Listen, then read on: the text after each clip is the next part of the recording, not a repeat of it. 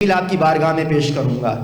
میں نے بھی کیا کہا کہ خدا کا شکر ہے اس نے ہمیں در فاطمہ پر بٹھا دیا، اور کائنات میں نہ اس گھر جیسا کسی کا گھر ہے، نہ اس در جیسا کسی کا در ہے۔ اور جملہ اکثر کہا کرتا ہوں، یہ در نہیں ہے، یہ سدرۃ المنتہا ہے۔ کیا ہے؟ سدرۃ المنتہا ہے۔ جملہ تو میں اکثر کہہ دیتا ہوں مگر دلیل آپ کو کبھی نہیں دی، آج دلیل بھی دے دیتے ہیں۔ بھئی سیدہ کا دروازہ سدرۃ المنتہا ہے، بہت سامنے کی دلیل ہے۔ اسی لیے اس گھر سے نکلنے والے کی جب زیارت پہ آپ جاتے ہیں تو زیارت میں ایک جملہ کہتے ہیں، السلام علیکہ یا ابن سدرۃ المنتہا، اے وہ حسین جو سدرۃ المنتہا کا بیٹا ہے، اس پہ سلام۔ اے وہ حسین کہ جو سدرۃ المنتہا کا بیٹا ہے، اس پر سلام۔ تو بھئی دلیل تو سامنے کی ہے، زیارت کا جملہ ہے، یوں نہ سمجھ آئے تو چلے میں رک کر مزید وضاحت کر دیتا ہوں۔ جو جملے پہلے کہہ چکا ہوں دہراؤں گا نہیں، مجھے یاد ہے آپ کو یاد ہونا ہو۔ تو بھئی سدرۃ المنتہا ہے، ایک سدرۃ المنتہا آسمان پر بھی ہے، ایک سیدہ کا دروازہ بھی ہے، دونوں میں مماثلت بھی ہے، فرق بھی موجود ہے۔ جی اس سدرۃ المنتہا کا بہت مقام بلند ہے جو عرش الہی پر موجود ہے، مگر اس کا یہی مقام ہے کہ فرشتہ جائے، اور عام فرشتہ نہیں، سید الملائکہ جائے، جبرائیل جیسا جائے جو فرشتوں کا سید ہے، تو کہتا ہوا نظر آتا ہے، لو دنوت انملۃ لہترکتو، اگر پورے انگشت کے برابر آگے بڑھ جاؤں تو جل کر راکھ ہو جاؤں گا۔ بھائی پہنچ رہی ہے میری بات؟ حضرات میرے ساتھ بولتے رہیں گے تو مجھے محسوس ہوگا زندوں سے خطاب ہے میرا۔ ایک صلوات پڑھیے محمد والے محمد پر، اللہم صلی علی۔ باہر بہت ٹھنڈ ہے مگر آپ کا درود کیوں ٹھنڈا ہو گیا؟ صلوات پڑھیے محمد والے محمد پر، اللہم صلی علی محمد وآل محمد۔ تو بھائی وہ سدرۃ المنتہا جو عرش پر موجود ہے، ادھر فرشتہ رک گیا اور کہنے لگا، لو دنوت انملۃ لہترکتو، اگر پورے انگشت کے برابر آگے بڑھ جاؤں تو جل کر راکھ ہو جاؤں گا۔ وہاں ملکوتیت رک گئی۔ اچھا سیدہ کے دروازے پہ صرف ملکوتیت نہیں، رسالت بھی رک گئی۔ بھئی سیدہ کے دروازے پہ صرف ملکوتیت نہیں، رسالت بھی رک گئی۔ اور اچھا عجیب یہ ہوا، ملکوتیت رکی، فرشتے رکے۔ بھئی ثابت کر دیجئے فرشتہ در زہرا کبھی اجازت کے بغیر عبور کر جائے؟ بھئی حتیٰ نبی کا آخری وقت تھا تو وہ ملک الموت جو کسی سے اجازت کا پابند نہیں ہے، سیدہ کے دروازے پہ کھڑا ہو کے کہہ رہا تھا، اتعذن لی یا زہرا، اے زہرا اجازت ہے کہ اندر آ جاؤں۔ تو بھئی یہ ملک ہیں، یہ ملک ہے، یہ فرشتہ ہے۔ اچھا فرشتہ رکھتا کیا ہے؟ ملکوتیت رکھتا ہے۔ ملکوتیت کیا ہے؟ مجسم نور۔ بھئی نور کی بھی شفاف ترین قسم ہے جسے کیا کہا جاتا ہے؟ ملکوتیت، کہ جس میں عصمت بھی ہے، فرشتے معصوم ہیں، پروردگار کے کہے کے پابند ہیں۔ جس کو پروردگار نے سجدے میں خلق کر دیا وہ قیامت تک سجدے میں رہے گا، جس کو پروردگار نے رکوع میں خلق کر دیا وہ قیامت تک رکوع میں رہے گا، جس کو پروردگار نے قیام میں خلق کر دیا وہ قیامت تک قیام میں رہے گا۔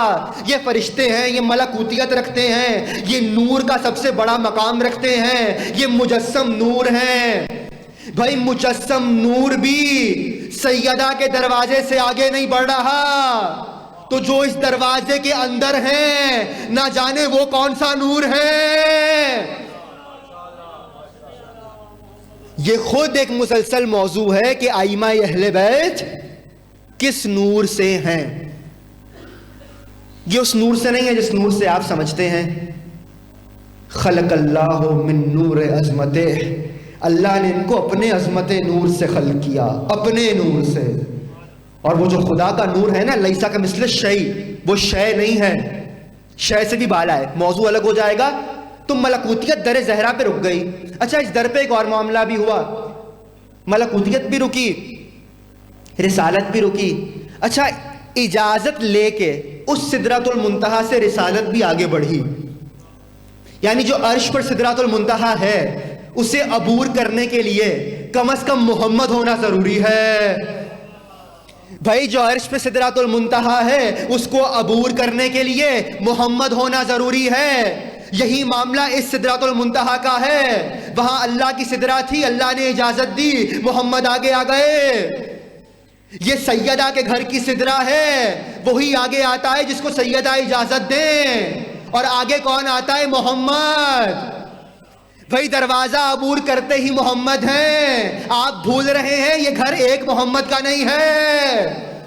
انا اولنا محمد، اوسطنا محمد، آخرنا محمد، کلنا محمد۔ اس گھر میں جو ہے محمد ہے، تو اس دروازے کو عبور کرنے کے لیے کم از کم محمد ہونا ضروری ہے۔ تو اب جو اس دروازے کو بغیر اجازت عبور کرے، گویا وہ یہ دعویٰ کر رہا ہے کہ میں محمد ہوں۔ پریشان ہو گئے آپ، مزید پریشان کر دیتے ہیں۔ بھائی جو اس دروازے کو بغیر اجازت عبور کرے، گویا وہ دعویٰ کر رہا ہے، اپنے آپ کو مقام محمدیت پر فائز سمجھ رہا ہے، کیونکہ اس دروازے سے آگے آ ہی وہ سکتا ہے جو محمدیت کے مقام پر فائز ہو۔ تو بھائی جس نے عبور کیا اور بغیر اجازت کیا، گویا اس نے دعویٰ کیا میں محمد ہوں۔ اور مسلمانوں کے یہاں متفق علیہ فتویٰ ہے، جو رسول خدا ہونے کا دعویٰ کرے اس کی سزا قتل ہے۔ مسلمانوں، سیدہ کا دروازہ عبور کرنے والوں کی وکالت نہیں کرو، ان کے سر تن سے جدا کرو۔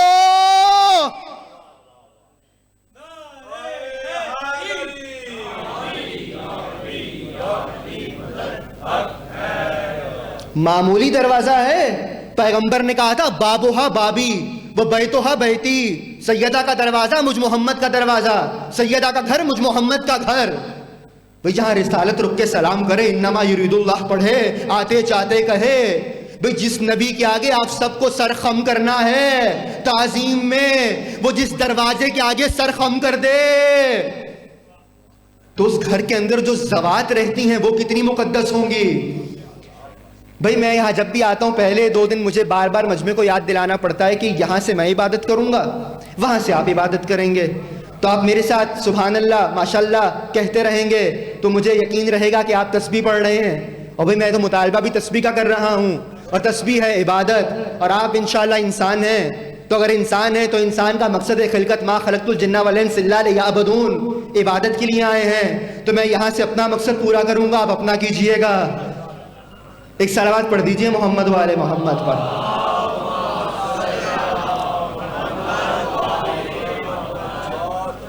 عبادت 2 طرفہ ہوتی ہے نا، آپ سے قریب ہونے آئے ہیں، کہ سیدہ کا دروازہ جہاں ملکوتیت بھی رک گئی، رسالت بھی رک گئی۔ میں نے سرنامہ کلام میں، چونکہ پہلی تقریر میں عنوان کی بھی تمہید کرنی ہوتی ہے، ایام کی بھی تمہید کرنی ہوتی ہے، تو میں دونوں پیش کر دیتا ہوں۔ بھئی میں نے سرنامہ کلام میں جو آیات پڑھی، وہ کم از کم اگر متن نہیں تو ترجمہ سب کو یاد ہے، اور مجلسوں میں آنے والا مجمع تو اس کو جانتا ہی ہے۔ سورہ مبارکہ ہے رحمان، قرآن کا ترتیب کتابت کے عنوان سے 55واں سورہ، چیپٹر نمبر 55۔ آج کل تو اردو کی گنتی بھی نہیں آتی، وہ کچھ کہو وہ کچھ لکھ دیتے ہیں۔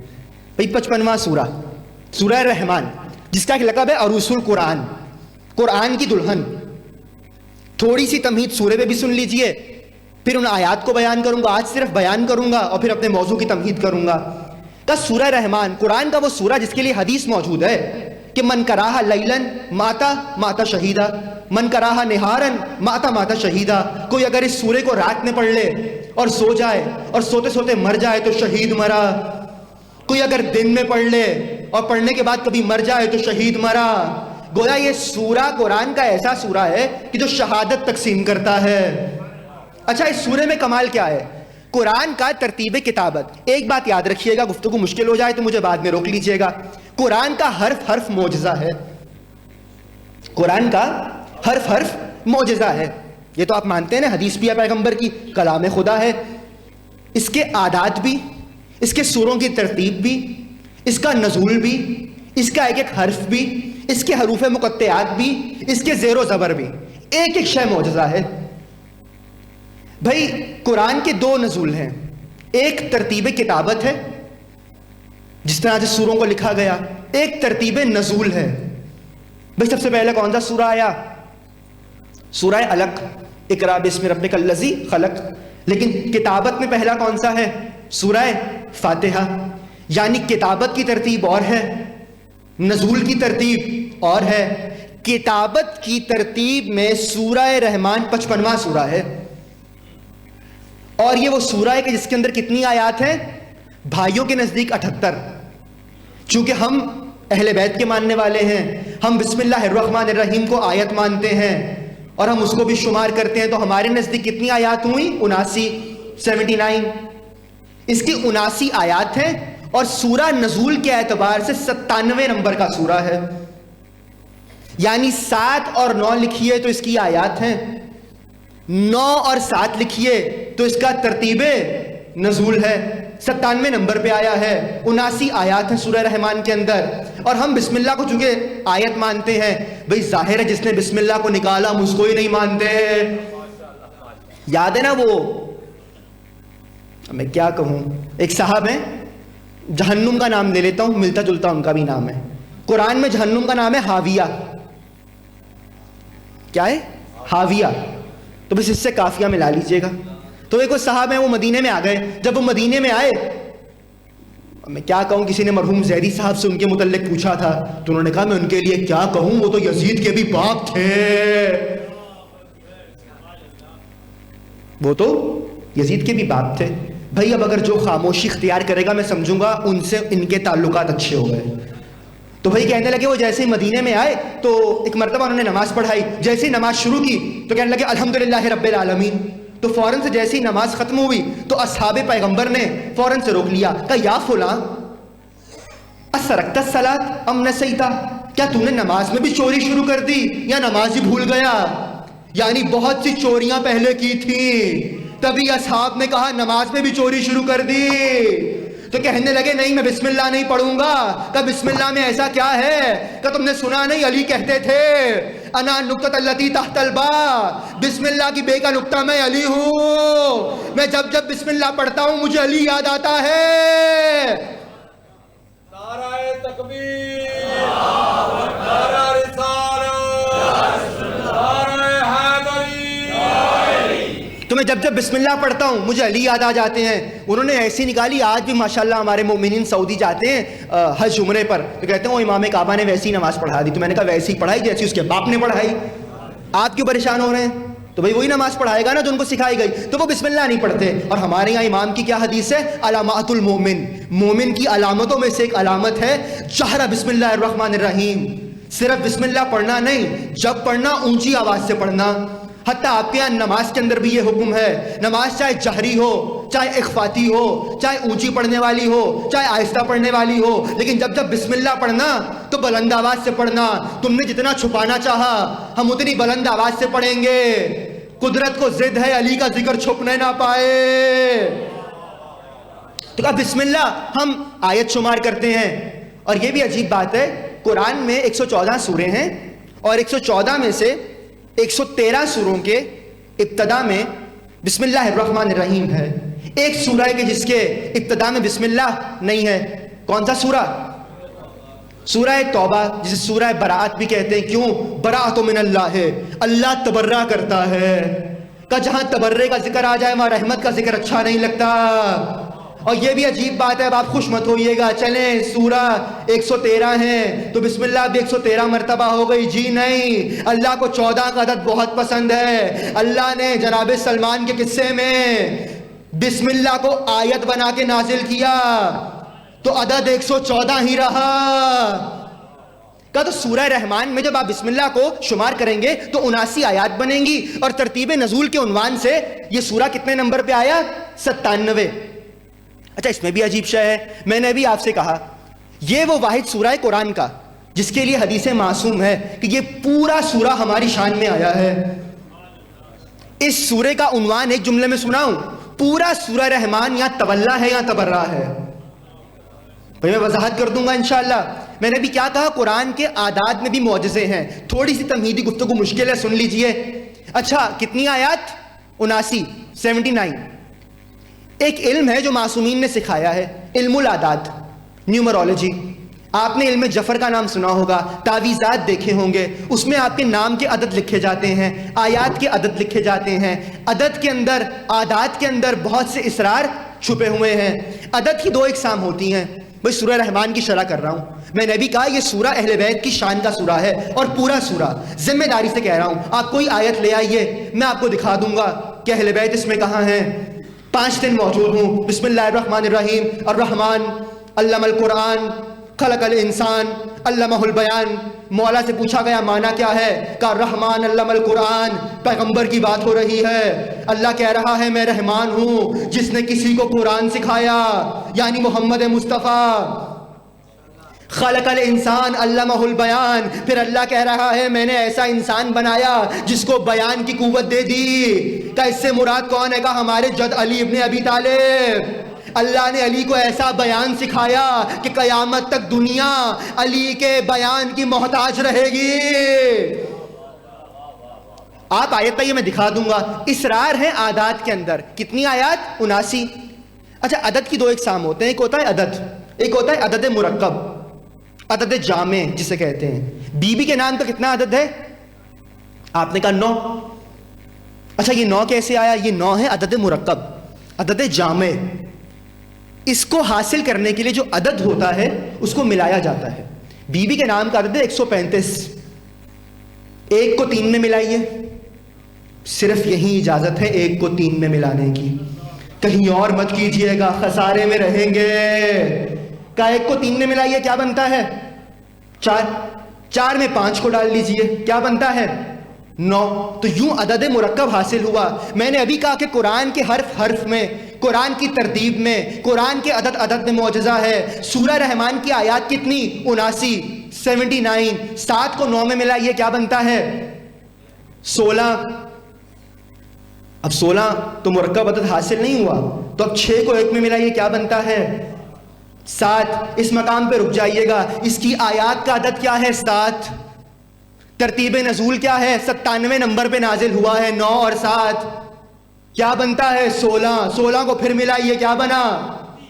7۔ ترتیب نزول میں بھی اس کا عدد 7، آیات کی ترتیب میں بھی اس کا عدد 7۔ اب اس 7 اور 7 کو ملائیے، کیا بنتا ہے؟ 14۔ یہی تو معصومین نے کہا تھا یہ پورا سورہ ہماری شان میں آیا ہے۔ یہ سورہ رحمان، مجھے معلوم ہے بہت مشکل گفتگو کر رہا ہوں مگر آسان ہو جائے گی۔ بھئی کہنے لگے مولا کا فرمان ہے اس سورے کو پڑھا کرو، سورہ رحمان کو پڑھا کرو، کیوں؟ فرمانے لگے لم تکر فی قلوب المنافقین، یہ قرآن کا واحد سورہ ہے، امام کا جملہ ہے فی قلوب المنافقین۔ سورہ رحمان قرآن کا واحد سورہ ہے جو منافقوں کے دل میں سما نہیں سکتا۔ کا سورہ رحمان پڑھا کرو۔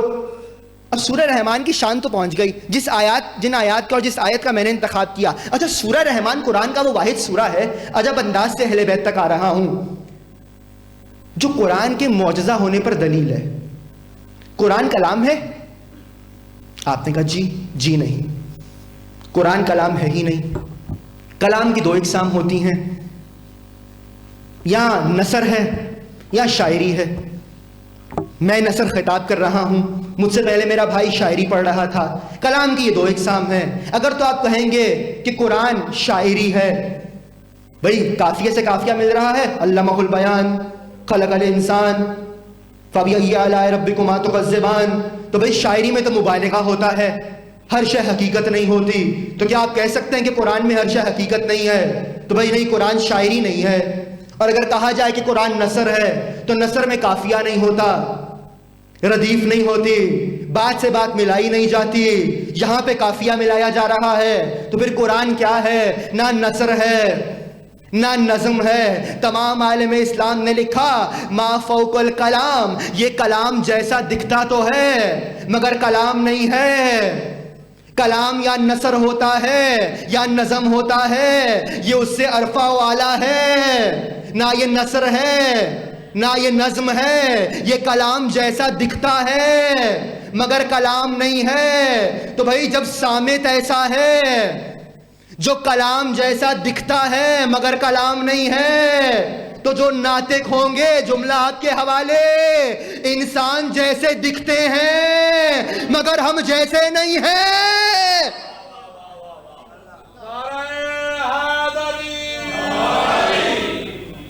انسان جیسے دکھتے ہیں مگر ہم جیسے نہیں ہیں۔ بھائی میں تو عجیب انداز سے آ گیا اہل بیت تک. کن آیات کا انتخاب کیا؟ آیت نمبر 19 سے مسلسل 5 آیات میں نے پڑھی. بسم اللہ الرحمن الرحیم. آج صرف ترجمہ محفوظ کیجئے, مطالب 5 دن میں پیش کروں گا, اور ان آیات کے ذیل میں موضوع بھی بتا دیتا ہوں. بسم اللہ الرحمن الرحیم. مرج البحرین یلتقیان. 2 دریا ہیں, 2 سمندر ہیں, 2 بحر بے قرار ہیں, 2 ایسے سمندر ہیں کہ جن کی گہرائی تم سوچ نہیں سکتے. مرج البحرین, آپس میں ملے ہوئے ہیں. مرج انگریزی میں بھی کہتے ہیں آپس میں مرج ہیں. مرج البحرین, آپس میں 2 دریا ملے ہوئے ہیں. بینہما برزخ لا یبغیان. ان دونوں کے درمیان ایک ایسا خط ہے, ایک ایسی شے ہے جو ان دونوں کو ایک دوسرے پہ بغاوت نہیں کرنے دیتی بلکہ برابری پہ رکھتی ہے. فَبِأَيِّ آلَاءِ رَبِّكُمَا تُكَذِّبَانِ. آپ ترجمہ کرتے ہیں اور تم خدا کی کون کون سی نعمتوں کو جھٹلاؤ گے. ترجمہ غلط ہے. شرح انشاءاللہ آئندہ مجالس میں کروں گا, لیکن آج یہی قبول کر لیجئے. پھر فرمایا یخرج منہما اللؤلؤ والمرجان. ان 2 دریاؤں سے 2 موتی نکلتے ہیں. ایک لؤلؤ ہے, ایک مرجان ہے. ایک کا رنگ سرخ ہے, ایک کا رنگ سبز ہے. فَبِأَيِّ آلَاءِ رَبِّكُمَا تُكَذِّبَانِ. تم کون کون سی نعمتوں کو جھٹلاؤ گے. اب بھائی میں آج بھی تفاسیر دیکھ رہا تھا, چاہے وہ مکتب اہل بیت کی ہوں, چاہے وہ مکتب تسنن کی ہوں, حتیٰ علامہ ڈاکٹر طاہر القادری نے بھی اس روایت کو لکھا ہے کہ جب نبی سے پوچھا گیا وہ 2 سمندر کون سے ہیں. بھائی ظاہراً تو آپ کو مل جائے گی تفسیر, لوگوں نے ڈھونڈ بھی لیے وہ 2 سمندر جو آپس میں 2 رنگ کے ہیں مگر ساتھ ساتھ چل رہے ہیں, اور دنیا میں ایک مقام نہیں کئی مقامات پر ہیں. لیکن قرآن, ان القرآن ظاہرہ و باطنہ, قرآن کا ظاہر بھی ہے, قرآن کا باطن بھی ہے. پیغمبر سے پوچھا گیا یہ 2 سمندر کون سے ہیں جو ایسے ہیں جن تک کوئی پہنچ نہیں سکتا, جو بحر بے قرار ہیں, جن کی گہرائی کوئی سمجھ نہیں سکتا. تو پیغمبر نے کہا مرج البحرین یلتقیان. ان 2 سمندروں سے مراد علی و زہرا. بینہما برزخ لا یبغیان. ان کے درمیان ایک خط فاصل ہے جو ان دونوں کو ملائے ہوئے ہے. کون؟ یعنی میں محمد, میں ہی ہوں ان دونوں کو ملانے والا. یخرج منہما اللؤلؤ والمرجان. ان سمندروں سے 2 موتی نکلتے ہیں, ایک لال ہے, ایک سبز ہے. ایک حسن مجتبی, ایک حسین شہید. نعرہ حیدری.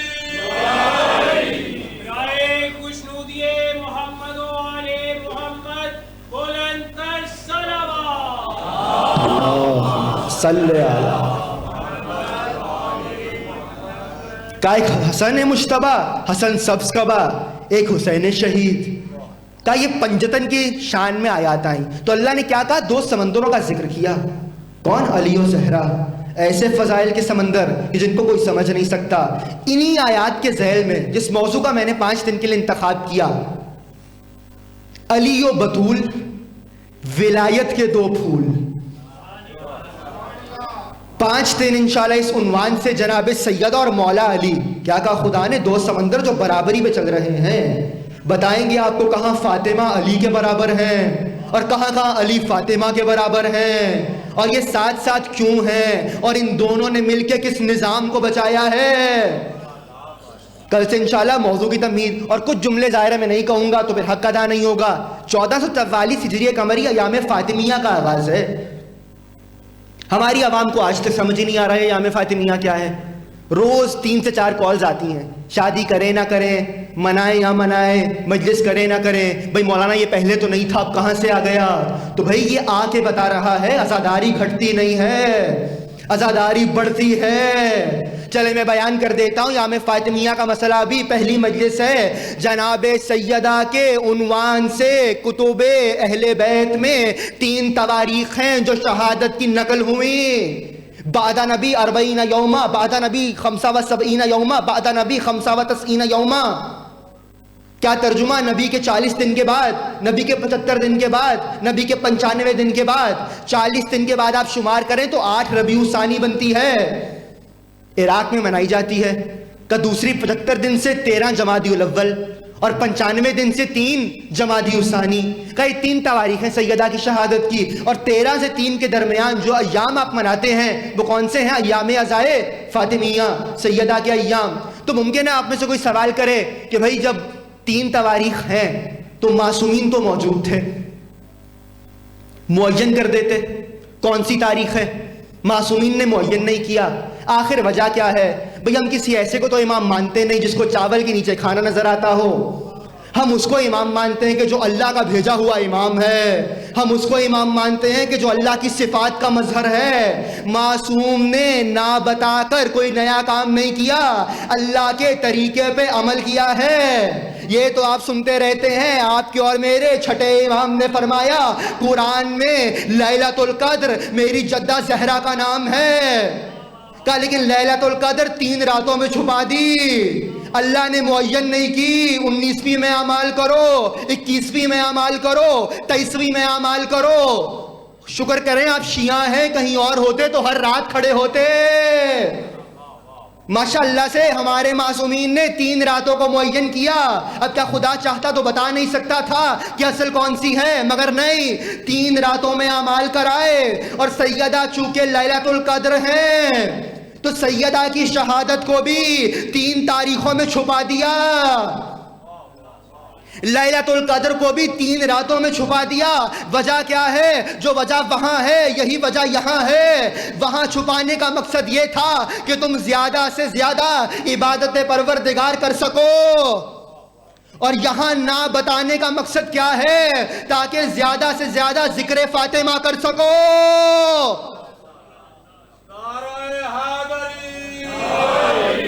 بھئی یہاں چھپانے کا مقصد کیا ہے؟ کہ سیدہ کا ذکر زیادہ سے زیادہ ہو. اب آپ کہیں گے خطابت ہے, جی نہیں, سیدہ کا ذکر وہ ذکر ہے جس کے لیے معصومین نے فرمایا وَعَلَى مَعْرِفَتِهَا دَارَتَ الْقَرُونَ الْأُولَى. زمانہ آغاز خلقت سے جس مدار پہ گردش کر رہا ہے اس کا مرکز فاطمہ کی معرفت ہے. یعنی کائنات کی ہر شے فاطمہ کی معرفت کے ارد گرد محو طواف ہے.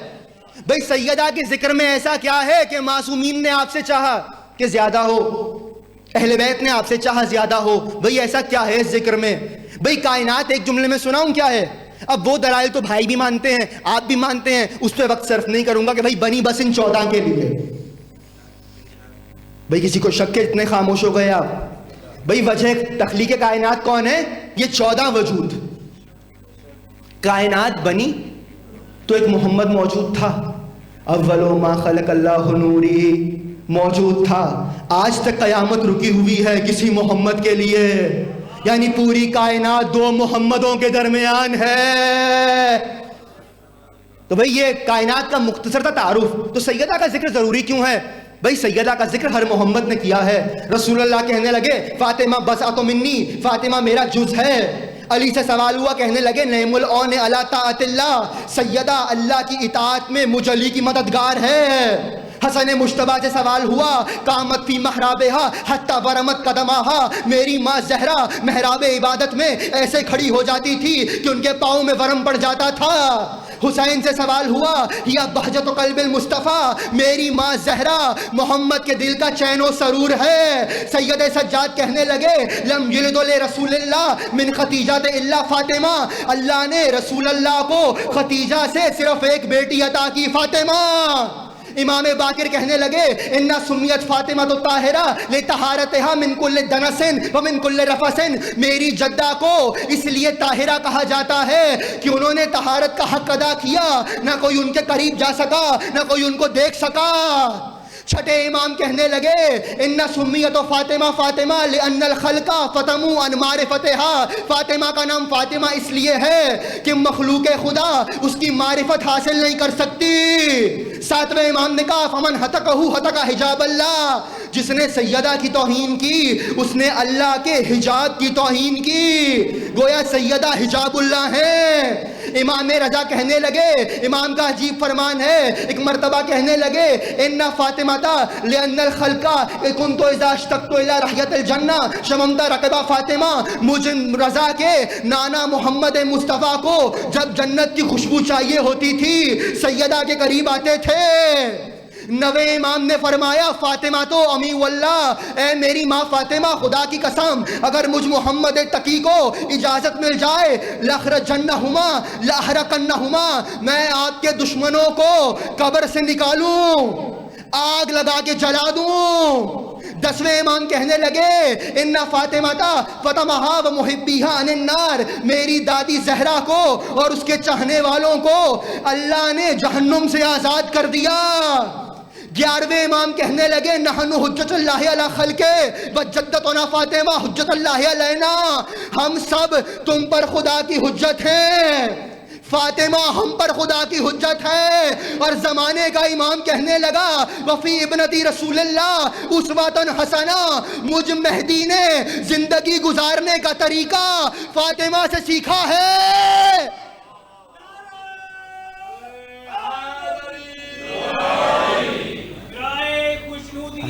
سیدۃ النساء العالمین بلند صلوات۔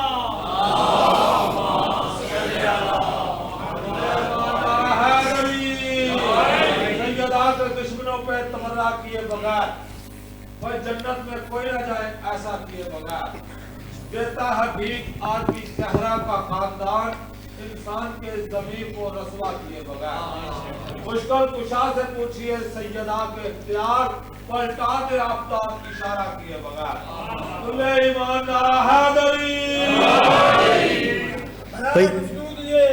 سیدہ طیبہ طاہرہ راضیہ مرضیہ بطول عذرا فخر مریم الطاہرہ سید الزہرا بلند ترین صلوات۔ اللہم صلی علی محمد وآل محمد وعجل فرجہم۔ میری رفتار بہت زیادہ تو نہیں ہے بھئی، میں چونکہ اہل زبان ہوں میں تو اردو بولتا جاؤں گا، تو آپ اگر سنتے رہیں گے تو میں پیش کرتا رہوں گا۔ میری کوشش ہوتی ہے کہ کم وقت میں زیادہ سے مطالب پیش کر دیے جائیں۔ عموماً خطبہ اپنی داد لے لیتے ہیں اور میں اپنی داد خود کھا جاتا ہوں کہ بھئی مطلب پیش کر دیا جائے۔ تو بھئی سیدہ کون؟ کائنات کا آغاز محمد سے، کائنات کا اختتام محمد پہ، ہر محمد نے سیدہ کا ذکر کیا، تبھی تو کہنے لگی دربار خلافت میں آ کر اعلموا انی فاطمہ، جان لو میں فاطمہ ہوں۔ یعنی کائنات کے آغاز و اختتام میں مسلسل جس بی بی کا ذکر ہو رہا ہے وہ کون ہے؟ سیدہ فاطمہ۔ کیوں ذکر ہو رہا ہے؟ آخر اس ذکر میں ایسا کیا ہے جو میں نے کہا کہ ہر امام نے کیا؟ بھئی اس ذکر میں ایک ہی کمال ہے، اس ذکر میں ایک ہی وصف ہے خدا کی۔ اب موقع نہیں کہ دلائل دوں، آپ سنے سمجھے بیٹھے ہیں، مجالس سننے والے ہیں۔ خدا کی توحید خطرے میں پڑ جاتی اگر نبی کی نبوت نہ ہوتی۔ آپ کو اللہ بتانے والے کون ہیں؟ رسول اللہ، اور آپ مسلمان ایسے جاہل ہیں کہ رسول اللہ کو نکال کے اللہ تک جانا چاہ رہے ہیں۔ تو کس نے بتائی نبوت؟ رسول اللہ نے۔ کس نے؟ رسول اللہ نے۔ اللہ کی توحید ختم ہو جاتی اگر نبی کی نبوت نہ ہوتی، اور نبی کی نبوت ختم ہو جاتی اگر علی کی ولایت نہ ہوتی۔ بھئی میں نہیں کہہ رہا، مسند احمد کی حدیث ہے من آمنا بھی، جو مجھ محمد پہ ایمان رکھتا ہے فلیتوالی علی ابن ابی طالب، اس کو چاہیے کہ علی کی ولایت کو مانے۔ یعنی ولایت وہ نظام ہے، میں نے ابھی جملہ کا ولایت کے دو پھول سن لیجئے، آغاز میں شرح کر رہا ہوں۔ ولایت وہ نظام ہے جس نے توحید کو بھی تحفظ اختیار کیا، تحفظ دیا، نبوت کو بھی تحفظ دیا۔ اگر آپ ولایت کو نہیں مانیں گے تو وہ نبوت آپ تک نہیں پہنچے گی جو اللہ نے پہنچائی۔ پھر آپ بھی کہیں گے 40 سال کے بعد نبی ہوئے، پھر آپ بھی کہیں گے سینہ چاک ہوا، زمزم سے دھلا،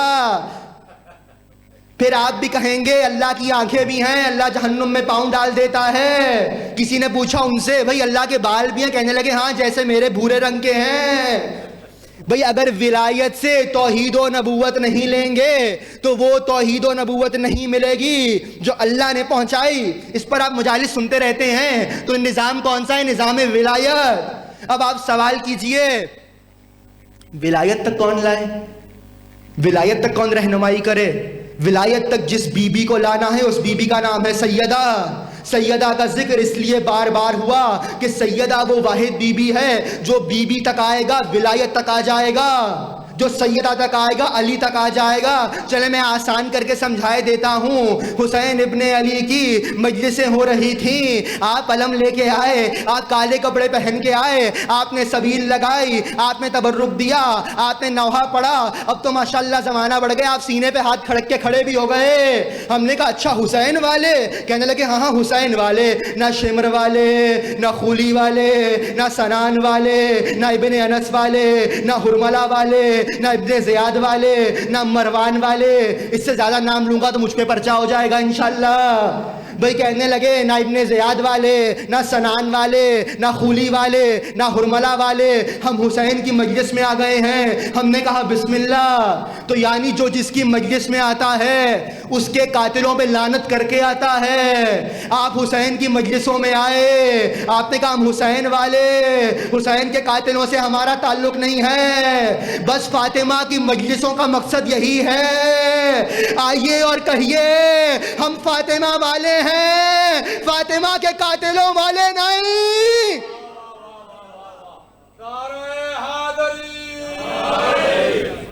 اور مجھے ایمان سے بتائیے اگر آپ نے یہ کہہ دیا تو پھر لامحال آپ کو ولایت ہی ماننا پڑے گی، کیونکہ جن سے آپ نے دوری اختیار کی ان کے سامنے اگر کوئی باقی نظام رہ جاتا ہے وہ نظام ولایت ہے، پھر آپ کو علی کو ماننا پڑے گا۔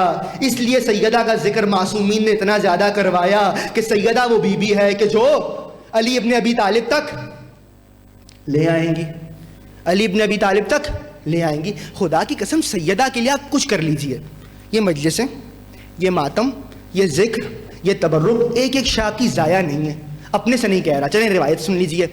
آپ کے اور میرے نوے امام امام جواد تشریف فرما تھے۔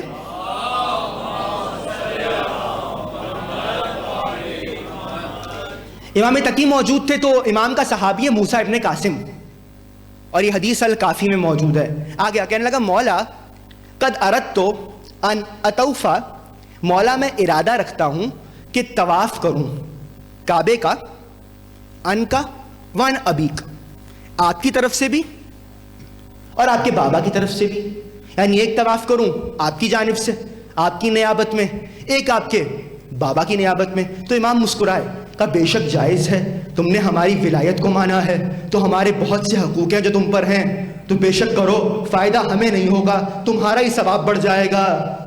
تو وہ کہتا ہے جیسے میں نے امام کی یہ بات سنی میں چلا گیا، میں نے کعبے کا طواف کیا۔ 3 سال کے بعد دوبارہ مدینے پہنچا، موقع ملا، نوے امام کی بارگاہ میں آیا۔ میں نے کہا مولا آپ کو یاد ہے آپ سے پوچھ کے گیا تھا، میں نے ایک طواف آپ کی جانب سے کیا، ایک آپ کے بابا کی جانب سے کیا۔ امام نے کہا خدا تو جس کا جزائے کثیر عطا کرے۔ کہا مولا کچھ اور بھی دل کیا۔ کہا کیا کیا؟ کہا مولا میں ایک دن گیا میں نے رسول اللہ کی جانب سے طواف کیا، ایک دن گیا علی مرتضیٰ کی جانب سے کیا، ایک دن گیا حسن مجتبیٰ کی جانب سے کیا، ایک دن گیا حسین شہید کی جانب سے کیا، ایک دن گیا سید سجاد کی جانب سے کیا، ایک دن کیا محمد باقر کی جانب سے کیا، ایک دن گیا جعفر صادق کی جانب سے کیا، ایک دن گیا موسی کاظم کی جانب سے کیا، ایک دن آپ کے بابا اور پھر ایک دن آپ کی جانب سے کیا۔ تو امام نے فوراً سے کہا کیا میری جدہ فاطمہ کی جانب سے نہیں کیا؟ تو کہا اس نے فوراً سوال کیا کیا بی بی کی جانب سے طواف کر سکتا ہوں؟ تو امام نے جملہ فرمایا ھذا افضل منہ، سیدہ کے نام کا طواف ان تمام طوافوں سے افضل ہے۔ جو طواف تم سیدہ کے نام سے کرو گے، مانا کیا تھا تم ہر عمل 14 معصومین کے نام سے کرتے رہو، مگر جو عمل تم سیدہ کے لیے کرو گے وہ اعمال میں افضل ترین ہوگا۔ تبھی تو علامہ مجلسی نے بہار الانوار میں لکھا کہ قیامت کا محشر کا ہنگام ہوگا اور ایک مرتبہ سیدہ کی سواری آئے گی اور سیدہ عرش الہی کو تھامیں گی، پروردگار کہے گا فاطمہ بتاؤ کیا چاہتی ہو؟ تو بی بی ایک جملہ کہیں گی یا احکم الحاکمین، میرے چاہنے والے موجود ہیں۔ روایت کا جملہ ہے جس طرح پرندہ ردی دانوں سے جدید دانے چن لیتا ہے، سیدہ اپنے چاہنے والوں کو چنیں گی۔ اب یہ چاہنے والے جب سیدہ چن رہی ہوں گی تو روایت کا جملہ ہے بہت سے لوگ کہہ رہے ہوں گے ہم بھی، آواز خدا آئے گی سیدہ کو ماننے کا مطلب ہے سیدہ کے دشمنوں پہ تبرہ، کہ سیدہ چن لیں گی. اب یہ چاہنے والے ایک مرتبہ باب جنت پہ پہنچیں گے. کہ جیسے ہی باب جنت پہ پہنچے یہ چاہنے والے رک گئے تو آواز آئے گی یا احبائی فاطمہ, اے سیدہ کے چاہنے والوں, کیا بات ہے تم باب جنت پہ رک کیوں گئے؟ کہ پروردگارا جب ایسی بیوی کو مانتے ہیں جو خاص ہے تو پھر ہم بھی تو خاص ہوئے. جس طرح سیدہ کا مقام روز محشر سب پہ واضح ہو گیا, ہمارا مقام بھی واضح کر دے. تو پروردگار کہے گا اے سیدہ کے چاہنے والوں جاؤ جاؤ میدان محشر میں جاؤ. من اطعمکم لحب فاطمہ وسقاکم لحب فاطمہ واحبکم لحب فاطمہ, جس نے سیدہ کی محبت نے تمہیں کھانا کھلایا, سیدہ کی محبت نے پانی پلایا, سیدہ کی محبت نے محبت کی, ہاتھ تھامو اور لے جاؤ. لوگوں کو سیدہ کی شفاعت سمجھ میں نہیں آ رہی, سیدہ کے چاہنے والے بھی شفاعت کریں گے.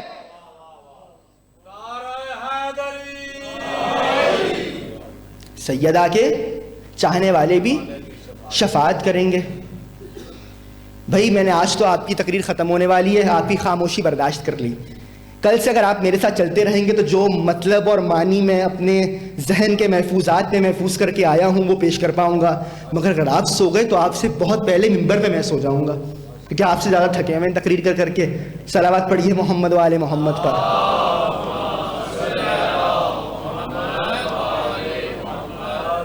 وہی میں جملہ اکثر کہا کرتا ہوں, پھر چلیں روح کو شاد کروں. قبلہ مرحوم زیدی صاحب آپ کے لاہور ہی سے, خدا ان کے درجات بلند کرے, کہا کرتے تھے کہ بھئی مجلس اعزاں میں بیٹھ کر 2.5 شیر کا سر ہلانے سے بہتر ہے 1 چھٹانگ کی زبان ہلا لیں, محنت کم ہوگی.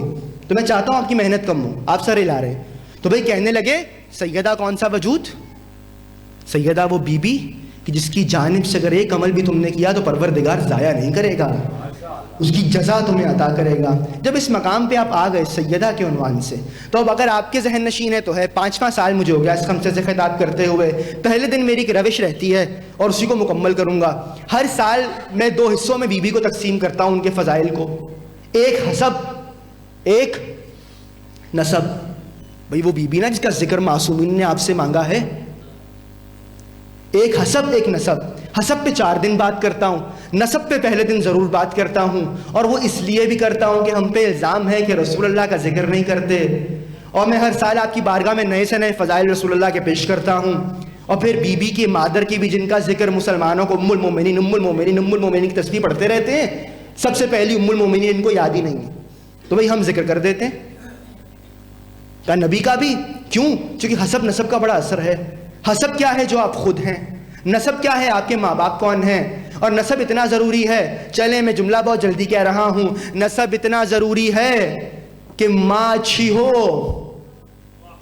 تو اولاد صاحب کرامت بنتی ہے, ماں اچھی نہ ہو. بھئی ماں کا مقام 2 جملے میں سنا رہا ہوں. بہت سے ایسے لوگ ہیں کہ جن کی ابا تو پتہ نہیں کون تھے, مگر ماں جب نیک ہوئی تو اولاد اہل بیت تک آ گئی. بھئی ماں کا مقام اتنا بلند ہے, سیدہ کے عنوان سے مجلس ہے, پروردگار نے خاتون کو 3 مرکزی رشتوں میں رکھا, باقی تمام رشتے ان 3 سے نکلے ہیں. یا ماں ہے, یا زوجہ ہے, یا بیٹی ہے. اگر بیٹی ہے تو آواز آئی رحمت. رحمت کیا؟ جنت کا جز, جنت کی ایک سوغات ہے رحمت, جنت کا جز ہے بیٹی کا. اچھا زوجہ کی بات آئی, من تزوجہ فقط احرز نصف دینے. تم نے شادی کر لی, وہ زوجہ ہو گئی, تمہارے آدھے دین کی محافظ ہو گئی. اب تم جنت میں چلے جاؤ گے, تمہیں جنت تک لے جائے گی. بیٹی کی بات آئی تو جنت کا کچھ حصہ, زوجہ کی بات آئی تو جنت تک لے کے جانے والی. مگر جب ماں کی بات آئی تو پوری جنت, الجنت و تحت اقدام الامہات, پوری جنت ماں کے قدموں میں رکھ دی. ماں کا مقام ہے نا. تو بھائی اچھا اب یہاں بھی جملہ چھٹے امام کی حدیث ہے. کسی نے مولا سے پوچھا کہ مولا کیا میں کیا کروں, پیش کر دیتا ہوں, کیا جنت ہر ماں کے قدموں کے نیچے ہے؟ مولا نے کہا نہیں. کہ جو ہماری جدہ فاطمہ سے محبت کرتی ہے اس ماں کے قدموں کے نیچے ہے. بھائی معنی کیا تھا؟ امام نے تو کہہ کے خاموشی اختیار کر دی. تشریح میں کر دیتا ہوں ایک جملے میں. امام نے کہا ہر وہ ماں جو میری جدہ جو میری ماں سے محبت کرے گی، جو میری جدہ فاطمہ سے محبت کرے گی، اس کے قدموں میں جنت ہوگی. مولا معنی کیا ہے؟ معنی یہی تو ہے جو فاطمہ سے بغض رکھے گی، ارے اس کا تو سر جہنم میں ہوگا، قدموں میں جنت کہاں سے آ گئی؟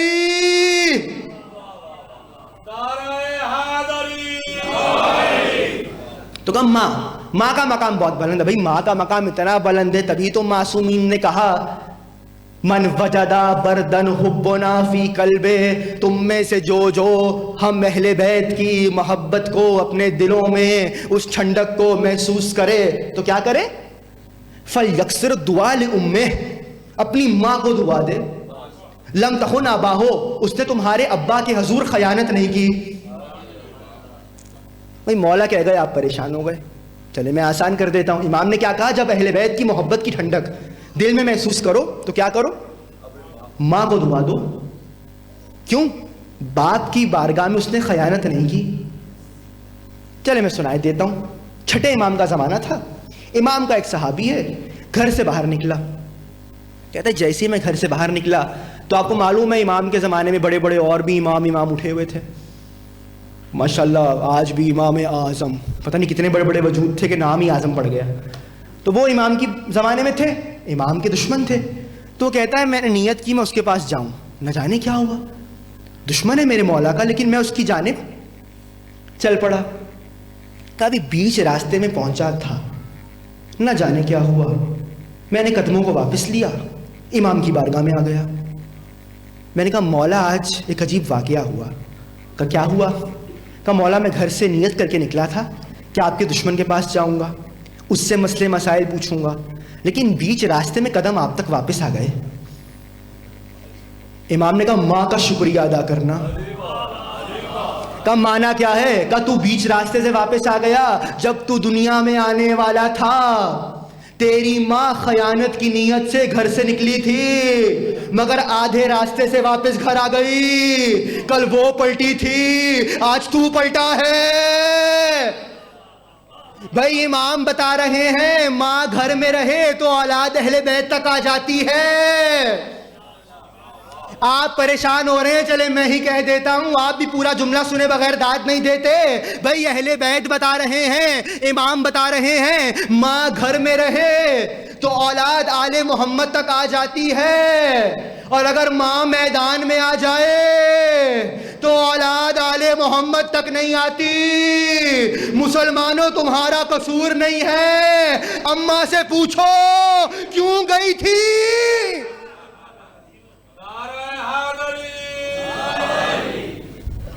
ماں گھر میں آ جائے تو اولاد آل محمد تک. تو ماں کا مقام پہنچا. امام نے کہا کل تیری ماں پلٹی تھی، آج تو واپس پلٹ آیا. تو یہ ماں کا مقام ہے، اور ماں وہ مقام ہے کہ جس کے قدموں میں اللہ نے جنت رکھ دی. تو ماں کا اثر تو ہوگا. بھئی ماں کا اثر ہے تبھی تو اس بی بی کا ذکر کرنا ہے جو اس کی ماں ہے، جو اپنے بابا کی ماں ہے. بھئی کیا کہنے اس بی بی کے جو اس کی ماں ہے، جو خود اپنے بابا کی ماں ہے. فاطمہ تو ام ابیہا، فاطمہ مجھ محمد کی ماں، اور خدیجہ کبریٰ کون؟ اس فاطمہ کی ماں. بھئی چلے میں آسان کر دیتا ہوں. قرآن کی آیت ہے یا ایھا الذین آمنوا لا تقدموا بین یدی اللہ ورسولہ. اے ایمان والو خبردار، نہ اللہ سے آگے بڑھنا نہ رسول سے آگے بڑھنا. اب یہ موقع کبھی اور کہ اللہ سے کیسے آگے بڑھا جاتا ہے. بھئی اللہ کا کوئی جسم موجود ہے جس کا آپ حیا کریں گے؟ کبھی اور صحیح. اور رسول سے آگے نہ بڑھنا. کہا اچھا اگر تم بڑھ گئے تو کیا ہوگا؟ رسول سے آگے بڑھ گئے تو کیا ہوگا؟ حبط اعمالکم، تمہاری تمام نیکیاں لے لی جائیں گی. اگر رسول سے آگے قدم بڑھا دیا، رسول سے آگے قدم بڑھا دیا، یہ رسول کا مقام ہے. اب رک جائیے اس مقام پر. اللہ نے پہلے کیا کہا؟ اللہ سے آگے بڑھے اگر رسول سے آگے بڑھے. اب آپ سوال کیجئے کہ اللہ سے آگے کیسے بڑھا جاتا ہے؟ اب خطرناک روایت میں پیش کر دیتا ہوں، تشریح کرنی ہو تو کل مانگ لیجئے گا. بھئی جائیے، اگر تو آپ اللہ کو جسم والا مانگیں گے کہ اللہ کا جسم ہے تو اللہ جسم کا محتاج ہے، اور جو محتاج ہو وہ خدا نہیں ہے. تو یہاں اللہ مراد نہیں ہو سکتا، یہ کوئی ایسا ہونا چاہیے جس کی جنگ اللہ کی جنگ ہو، جس کا ہاتھ اللہ کا ہاتھ ہو، جس کا دیکھنا اللہ کا دیکھنا ہو، جس کا بولنا اللہ کا بولنا ہو۔ اس تمام پہ آیات پیش کر سکتا ہوں۔ بھائی مولا سے پوچھا گیا تمام تفاسیر اہل بیت، تفسیر صافی، تفسیر قمی، تفسیر فرات، تفسیر برہان، سب نے لکھا۔ جب امام سے پوچھا گیا یہ اللہ کیا کہہ رہا ہے کہ خدا سے آگے نہ بڑھنا مطلب کیا ہے، کہ یہاں سے مراد 12 امام ہیں، یعنی حجت خدا سے قدم آگے نہ بڑھانا۔ اول ہم علی و آخر ہم مہدی، ان میں اول علی ہیں، آخری مہدی ہیں، خبردار ان میں سے کسی سے بھی آگے قدم نہ بڑھانا۔ اللہ منع کر رہا ہے علی سے آگے قدم نہ بڑھانا، رسول سے آگے قدم نہ بڑھانا، مگر مباہلے میں کوئی بی بی علی سے آگے آگے چلی، علی پیچھے پیچھے چلے، اور یہ وہ بی بی ہے جو علی کے آگے چلی، اور یہ وہی بی بی ہے کہ جب رسول وہی سن رہے ہوں اور حتیٰ 2 سال کی عمر میں فاطمہ مسجد میں آ جائے، نبی وہی چھوڑ کے کھڑے ہو جاتے ہیں۔ اس بی بی کا مقام پہنچا، یہ وہ ہے جو علی کے آگے چل رہی ہیں، یہ وہ ہیں جن کے لیے رسالت اٹھ رہی ہے، وہ بی بی جس کے لیے رسالت وہی روک کے اٹھ جائے، وہ بی بی جو علی کے آگے آگے چلے، وہ بی بی اگر کسی کے احترام میں کھڑی ہو جاتی ہے اسے ختیجہ طاہرہ کہا جاتا ہے، وہ بی بی سر جھکا کے اگر کسی کے پیچھے پیچھے چلتی ہے اسے ختیجہ طاہرہ کہا جاتا ہے۔ بھائی جناب ختیجہ تک آ گیا۔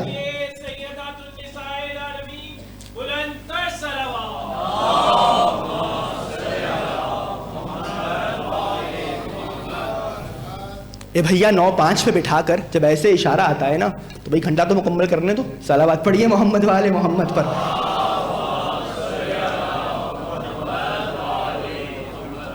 کٹر خطیب ہوتا میں تو میں 8:30 آ چکا تھا، تو میں اس سے شمار کرتے کرتے 9:30 تقریر ختم کر دیتا۔ سن لیجئے 2 جملوں کی زحمت، جو مطلب رہ گیا اگر آپ کہیں گے تو کل سے پیش کر دوں گا، ورنہ پھر مسلسل جناب سیدہ اپنی آیات کی تفسیر کروں گا، چاروں حسب و نسب پہ جملے کہہ دوں۔ جناب ختیجہ پر فضائل پڑھنا اتنا آسان نہیں ہے، اور بھائی یہ خمسہ چونکہ ریکارڈنگ میں ہر سال موجود ہے، دیکھ لیجئے کوئی جملہ میں دہرا بھی نہیں رہا، کہ وہ بی بی وہ سیدہ جس کے احترام میں کھڑی ہو جائیں، ختیجہ کا جس کے پیچھے پیچھے چلیں، ختیجہ۔ بھئی یوں نہ سمجھ آئے تو ایک جملے میں جناب ختیجہ کا مقام سنا دیتا ہوں، اور پھر چلیں رسول خدا سے متعلق کل پہلے جملے سے آغاز کروں گا اور پھر جناب سیدہ تک آ جاؤں گا۔ کہ کون ختیجہ طاہرہ؟ عجیب بات ہے، عجیب مرحلہ ہے۔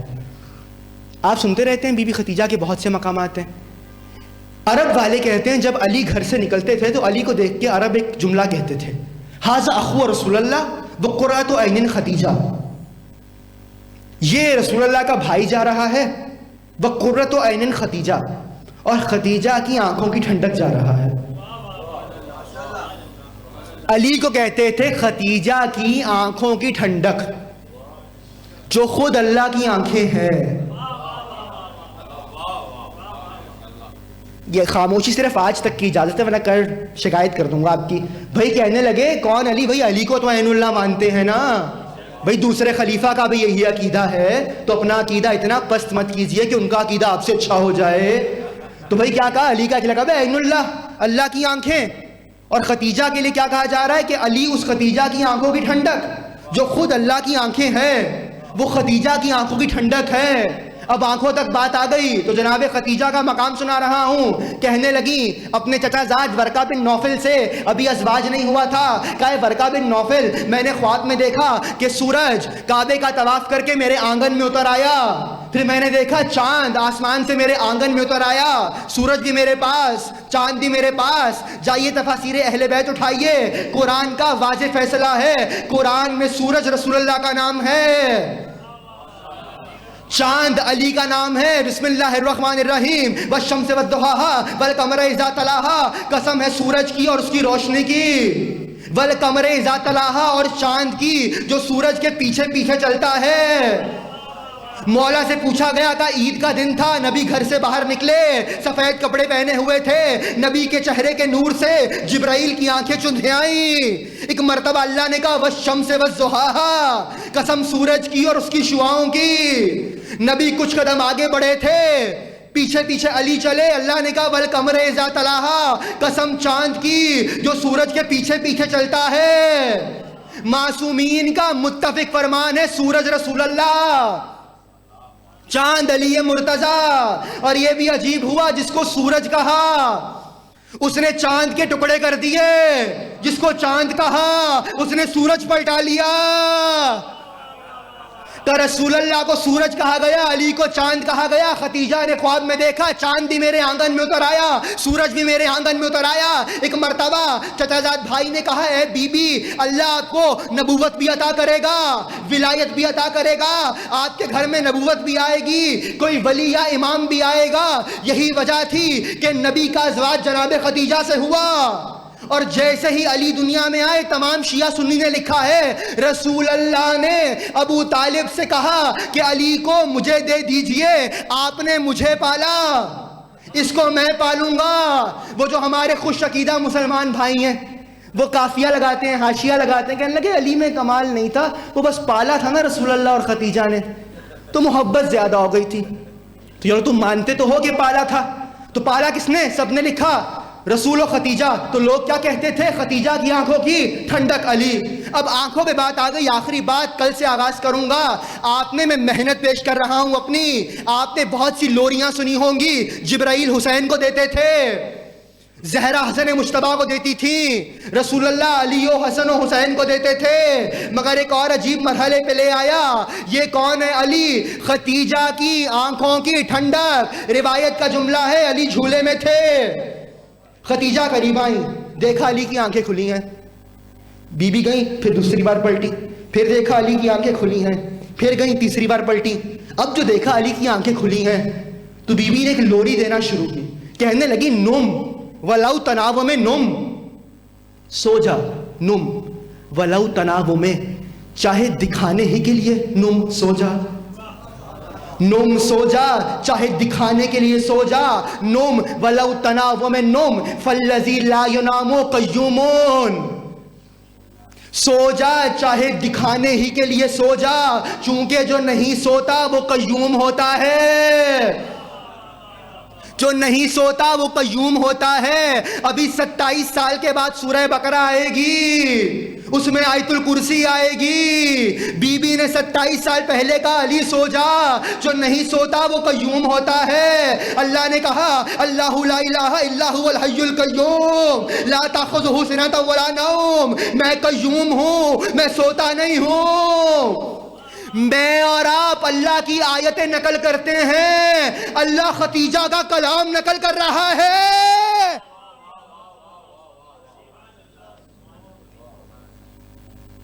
ہو گئی گفتگو تمام، اللہ خدیجہ کا کلام نقل کر رہا ہے۔ تبھی علی کو شب ہجرت نیند آ گئی، شاید خدیجہ کا حکم مان رہے تھے، ایک رات سوئے اور بھرپور سوئے۔ کہ بی بی نے کہا، کس نے پالا ہے؟ مولا کو جناب خدیجہ نے۔ بی بی کی محبت ہے مولا سے۔ میں کل انشاءاللہ آغاز ہی میں 2 سے 3 جملے، چونکہ موقع نہیں مزید، بی بی پر کہہ کے رسول اللہ پہ کہوں گا، اور رسول اللہ سے مسلسل جو میں نے آیات پڑھی، چونکہ اس میں درمیان میں رسول اللہ بھی ہیں، بینہما برزخ لا یبغیان، علی و زہرا کو ملانے والے رسول ہیں، تو رسول اللہ پہ جملے کہنے ہوں گے۔ کہ خدیجہ طاہرہ علی کو کہہ رہی ہیں، علی کو لوری دے رہی ہیں، علی سے محبت ہے۔ اسی لیے روایات میں جملہ موجود ہے کہ جب جناب خدیجہ کا آخری وقت آیا نا، تو بی بی نے رسول اللہ کو بلایا۔ 5 برس کی بیٹی ہے نا خدیجہ کی، فاطمہ، تو بی بی نے ایک جملہ کہا کہ اللہ کے رسول میری ایک وصیت سن لیجیے۔ کہ کیا بات ہے خدیجہ؟ کہ فاطمہ کو نہ کبھی جھڑکیے گا نہ کبھی ماریے گا۔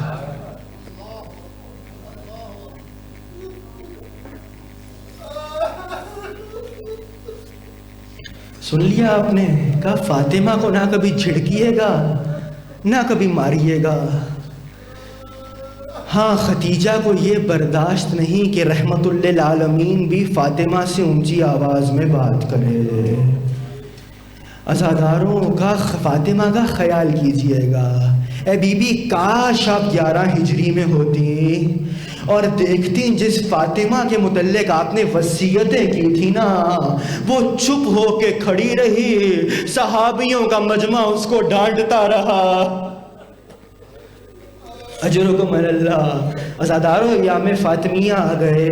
جانتے ہو نا محرم کی مجلسوں میں اکثر ایک جملہ کہا کرتا ہوں، فاطمہ پرسہ لینے آئی ہیں، فاطمہ کو پرسہ دو۔ جب محرم کی مجلسیں ہوتی ہیں تو سیدہ پرسہ لینے آتی ہیں، اور جب زہرا کی مجلسیں ہوتی ہیں نا، کہیں رسول اللہ آتے ہیں، کہیں علی مرتضیٰ آتے ہیں، کہیں حسن مجتبیٰ آتے ہیں، کہیں حسین آتے ہیں، ارے شام سے زینب بھی آتی ہے۔ اور رونے والوں، ہمیں مدینے والوں نے ہماری ماں زہرا پہ رونے نہیں دیا، ہمیں ہماری ماں زہرا کا پرسہ دے دو۔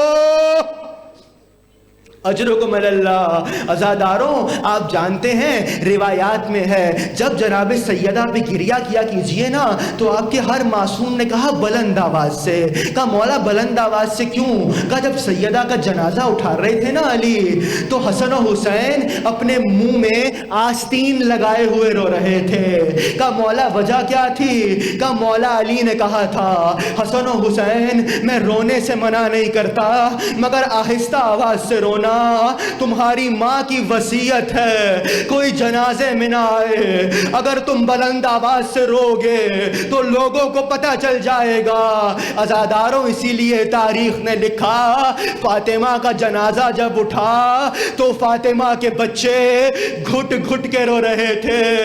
عزاداروں تم پرسہ دینے میں بخل نہ کرنا، اپنی آوازوں کو آزاد چھوڑیے۔ کس بی بی کے ایام آ گئے عزاداروں؟ وہ بی بی جو ختیجہ کی بیٹی، وہ بی بی جو محمد کی اکلوتی بیٹی۔ عزادارو رسول اللہ کا آخری وقت تھا، ایک مرتبہ پیغمبر بستر پہ موجود تھے، سیدہ کا ہاتھ تھاما اور ایک جملہ کہنا شروع کیا، الان ہذہ ابنتی فاطمہ، اے لوگوں جان لو یہ میری بچی فاطمہ ہے، یا روح التی بین جنبے، یہ صرف فاطمہ نہیں ہے، یہ مجھ محمد کی روح ہے، مجھ محمد کی جان ہے۔ روایت کہتی ہے ایک مرتبہ رسول خدا کی آنکھوں میں آنسو آنے لگے اور بھی ایک جملہ کہا کہ دخل ذل بیتھا، میں محمد دیکھ رہا ہوں ذلت فاطمہ کے گھر میں داخل ہوگی۔ عزادارو جو گھر کائنات کی عزت کا مرکز تھا اس گھر میں امت نے ذلت کو داخل کیا۔ نبی نے ایک اور جملہ کہا منیت ارثھا غصبت حقھا، میری بچی کا حق غصب کیا جائے گا، میری بچی کا دروازہ جلایا جائے گا۔ جملہ سنو گے کسرت جنبیہا، میری فاطمہ کی پسلیاں توڑ دی جائیں گی۔ اجرکم اللہ، میری سیدہ کی پسلیاں توڑ دی جائیں گی۔ یا تو نادی یا محمدہ، میری بچی بار بار کہے گی واہ محمدہ، اے بابا واہ محمدہ، اے بابا، اس کی فریاد کوئی نہیں سنے گا۔ عزادارو یہ وہی نبی ہے، جناب فضہ کہتی ہیں نبی کی عادت تھی جب نماز سے گزرتے، نماز کے لیے جاتے یا نماز پڑھ کے واپس آتے، سیدہ کے دروازے پہ ہاتھ رکھ دیتے، انما یرید اللہ لیذھب عنکم الرجس، السلام علیکہ یا اہل بیت النبوہ۔ نبی سر جھکا جھکا کے اس دروازے کو سلام کرتے تھے۔ جناب فضہ کہتی ہیں ایک دن ظہر کے بعد نبی نماز پڑھ کے واپس آ رہے تھے، سیدہ حسنین کا گہوارہ جھلا رہی تھی، سیدہ کی آنکھ لگ گئی، مشیت نے سیدہ کی آنکھوں پہ نیند کو طاری کر دیا۔ کہ ایک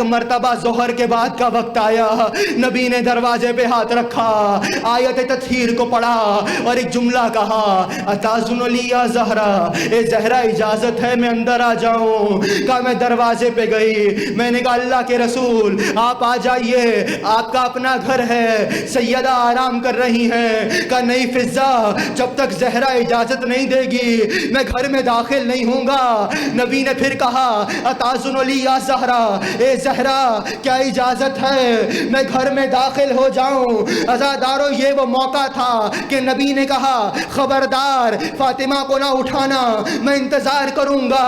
فضہ کہتی ہیں میں کبھی دروازے پہ جاتی تھی، کبھی گہوارے تک آتی تھی، پھر دروازے پہ جاتی تھی، عرب کی گرمی تھی، ظہر کا وقت تھا، نبی کا پسینہ جاری ہوا، نبی پسینے میں شرابور ہوئے۔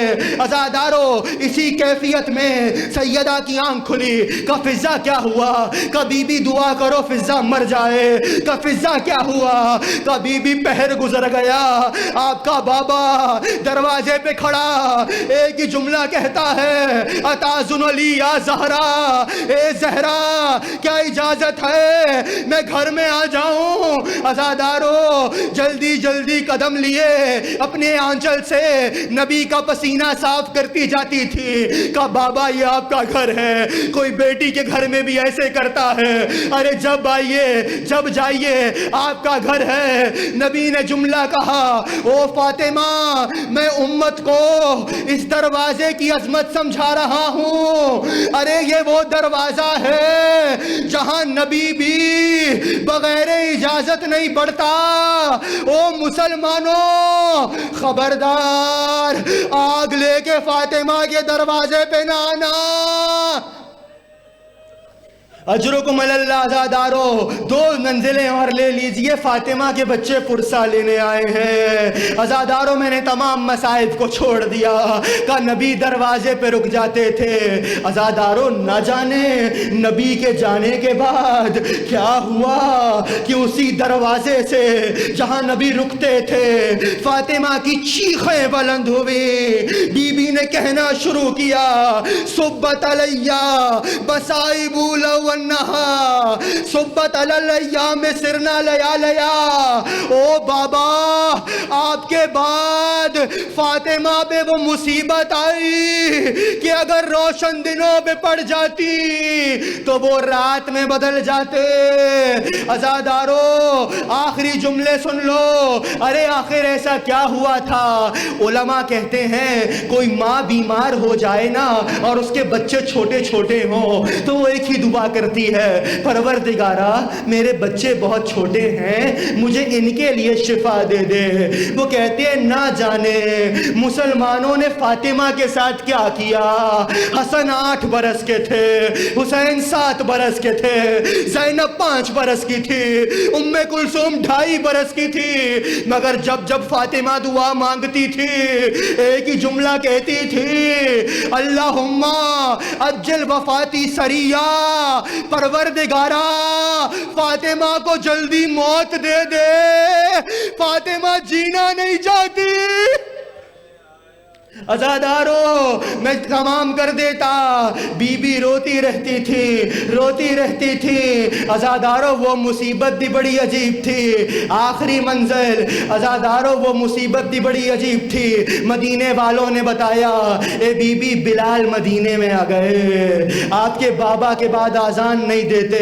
کہا اچھا بلال مدینے میں آیا، ارے بڑی مدت گزری بابا کے زمانے کی آزان نہیں سنی، جاؤ بلال کو حکم دو۔ فاطمہ کہتی ہے مجھے وہ آزان سنا دے۔ عزادارو بلال گلدستہ آزان پہ آئے، سب نے لکھا ہے ایک مرتبہ بلال نے کہا اللہ اکبر، یہ کہنا تھا سیدہ گھر میں لرزنے لگی، کہاں یہ وہی آزان ہے اس پہ میرا بابا میرے گھر آ جاتا تھا، میرے دروازے پہ رک جاتا تھا۔ بلال نے کہا اشہد ان لا الہ الا اللہ، جیسے ہی سنا کہاں یہ وہی اذان ہے میرا بابا آگے مجھے سلام کرتا تھا۔ عزادارو جیسے ہی بلال نے کہا اشہد ان محمد الرسول اللہ، حسنین گھر سے دوڑے، او چچا بلال اذان کو روک دو، ہماری ماں زہرا غش کھا کے گر گئی۔ عزادارو عجیب جگہ مصیبت تمام کر رہا ہوں۔ عزادارو فاطمہ اپنے بابا کا نام سن کے بے ہوش ہو گئی، زہرا بابا کا نام سن کے بے ہوش ہو گئی۔ آخری منزل مجھے عجیب ممبر پہ عجیب کیفیت آئی ہے، یہ مجھے پڑھنا نہیں تھا، میں آپ کی نظر کر رہا ہوں، مجھے نہیں معلوم کیوں کہا گیا۔ عزادارو بابا کا نام سن کے سیدہ بے ہوش ہو گئی۔ اب یہ بی بی جانتے ہو اپنے بابا سے دوبارہ کب ملی؟ فاطمہ بابا کو دوبارہ کب ملی؟ سنو عزادارو، قیامت کا محشر ہوگا، محشر کا ہنگام ہوگا، آخری جملے ایک مرتبہ آواز آئے گی، یا اہل محشر غصوا ابصارکم وانکسوا رؤوسکم، او محشر والوں اپنے سروں کو جھکا لو، اپنی آنکھوں کو بند کر لو، فاطمہ زہرا کی سواری آ رہی ہے۔ عزادارو راوی کہتا ہے رسول نے کہا سب آنکھیں بند کریں گے، سب سروں کو جھکائیں گے، مگر میں اور علی نہیں کریں گے۔ آواز قدرت آئے گی، اے محمد تم بھی آنکھوں کو بند کر لو، اے علی تم بھی آنکھوں کو بند کر لو۔ رسول اللہ کہیں گے پروردگارا میری بیٹی ہے، میری محرم ہے، علی کہیں گے میری زوجہ ہے، میری محرم ہے، تو جب آواز آئے گی اے اللہ کے رسول، اے علی مرتضی، آج فاطمہ جس حالت میں آ رہی ہے تم برداشت نہیں کر پاؤ گے، کا ایک مرتبہ کیسے آئیں گی؟ ایک ہاتھ میں علی کا کٹا ہوا امامہ ہوگا، ایک بازو پہ حسن کی خون آلود قمیض ہوگی، ایک ہاتھ میں حسین کا تیروں سے چھلنی کرتا۔ سیدہ محشر میں آئیں گی، عرش الہی کو تھامیں گی، پروردگارا انہی لوگوں میں میرے بچے کے قاتل موجود ہیں، ان کو جہنم میں ڈال دے۔ عزادارو ایک سوال کروں، بی بی قاتل آپ کے سامنے موجود ہے، آپ خود کیوں نہیں بات کرتی؟ عزادارو قاتل سامنے ہوگا، فاطمہ بات نہیں کریں گی۔ علماء نے ایک جملہ لکھا ہے کہ فاطمہ کا حق بنتا ہے فاطمہ قاتلوں سے بات نہ کرے۔ ارے فاطمہ ماں ہے، کائنات میں کون سی ایسی ماں ہے جو بیٹے کے قاتلوں سے بات کرتی ہے؟ ارے فاطمہ ماں ہے، بیٹوں کے قاتلوں سے بات نہیں کرے گی۔ ارے وہ تو ایک ہی تھی فاطمہ کی بیٹی زینب، جو کبھی علی اکبر کے قاتل سے، کبھی عباس کے قاتل سے، کبھی حسین کے قاتل سے آخری جملہ دعائیں مانگ لینا ہمت نہیں ہے۔ باب الحوائج کا ذکر کرنے لگا ہوں، فاطمہ ماں ہے نا، ماں بیٹے کے قاتلوں سے بات نہیں کرتی۔ ایک ماں کا ذکر سن لو، دعا مانگ لینا، ماں کا نام ہے رباب۔ آنکھوں کے سامنے شمر بچی کی زلفوں میں ہاتھ ڈالتا تھا، تماچے مارتا تھا، ماں دیکھتی تھی، آنکھوں کے سامنے علی اصغر کے سر سے ہرملا کھیلتا تھا، ماں دیکھتی تھی۔ پروردگارا